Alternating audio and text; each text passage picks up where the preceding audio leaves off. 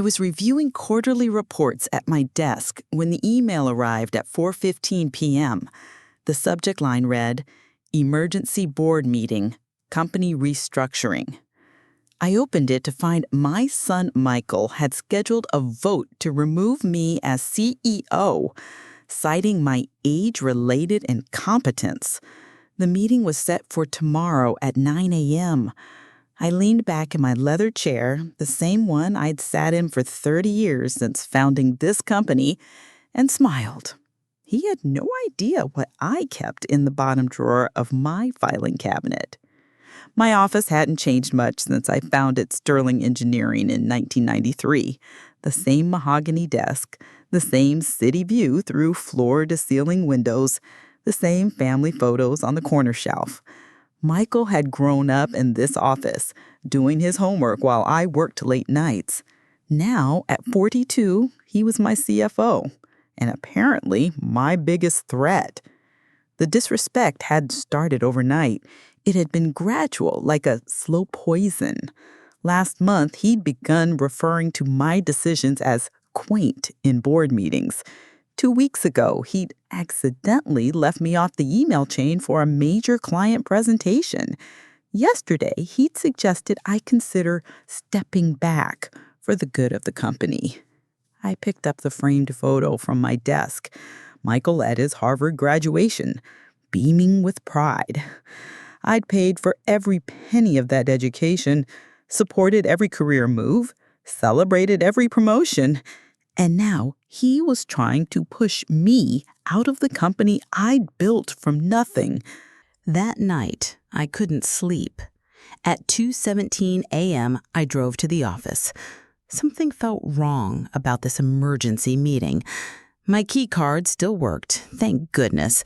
I went straight to Michael's office. His computer was asleep, but a quick shake of the mouse brought it to life. No password protection. Arrogant. I opened his email and found what I was looking for. He hadn't just scheduled a vote to remove me. He'd been secretly transferring company assets to a shell corporation he'd created 3 months ago. The total? Nearly $1.8 million. He wasn't just removing me from power. He was stealing the company blind. The betrayal went deeper. I found emails between Michael and his wife discussing their plans to sell the company to a competitor once they had control. They'd even mocked my sentimental attachment to the business I'd built. The worst part? They'd been planning this for over a year. I printed everything. The evidence was damning. As I sat there in the dark office watching the sunrise over the city, something shifted inside me. The hurt was still there, but now it was mixed with something else. Resolve. Michael wanted a war. He was about to get one. At 6:30 a.m., I went home and showered. I put on my best suit, the navy blue one I always wore for important meetings. I made coffee and toast, eating slowly as I planned my next move. The key was in the bottom drawer of my filing cabinet, just as I'd thought. 30 years ago, when I founded Sterling Engineering, I'd made a decision that seemed paranoid at the time. I'd kept 100% of the shares in my name alone. No partners, no investors, no family members. Just me. And I'd never told anyone. I'd kept that secret for 3 decades, waiting for a moment just like this. I called my lawyer, a sharp woman named Sarah, who'd been with me since the beginning. I explained everything. By 8 a.m., she had drafted the documents I needed. I also called the other board members, people who'd been with me since the early days. They were shocked and outraged. At 8:45 a.m., I walked back into the office. This time, I carried a leather portfolio containing the original share certificates, the incorporation documents, and the evidence of Michael's theft.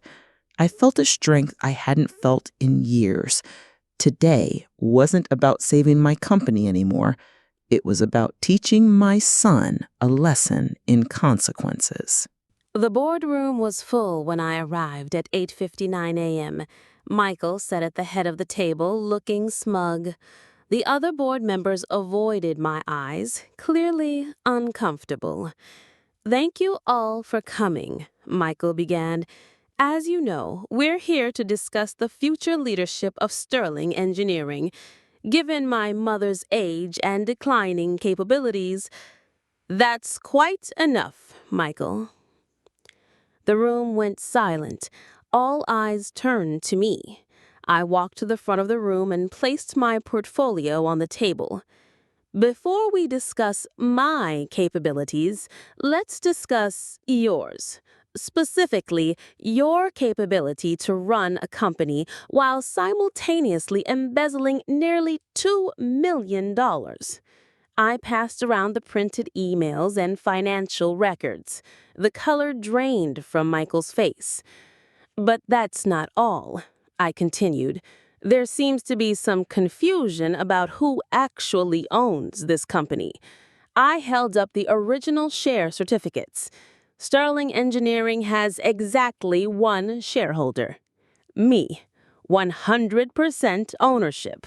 Always has been. "You can't vote me out, Michael. You don't even have a single share." The board members were stunned. One of them, Thomas, who'd been with me for 25 years, stood up. "Eleanor, I had no idea. This is outrageous." Michael tried to protest, but the evidence was overwhelming. By 10:30 a.m., the board had unanimously voted to remove Michael as CFO and terminate his employment immediately. Security escorted him from the building. The aftermath was messy. Criminal charges were filed. Michael's wife left him. The competitor who'd been planning to buy the company backed out once they learned about the illegal activities. But Sterling Engineering survived. In fact, it thrived. 6 months later, I promoted Thomas to CEO and took on a new role as chairwoman. I still came to the office every day, but now I focused on mentoring young engineers and developing new technologies rather than day-to-day operations. Losing Michael hurt more than anything in my life, but losing my self-respect would have hurt more. I never spoke to Michael again. He wrote letters, made calls, even showed up at my house once. But some betrayals can't be forgiven. Some lessons have to be permanent. Last week, I received an invitation to speak at Harvard Business School about entrepreneurship and ethics. I accepted. Standing in front of those bright young faces, I realized something important. My legacy wasn't Sterling Engineering. It was the strength I found when I needed it most. I built this company from nothing, and when my own son tried to take it, I discovered that the strongest foundation of all is self-respect. The students applauded, and for the first time in a long time, I felt truly at peace. The betrayal had broken something between us, but it had also forged something new in me, a resilience I never knew I possessed.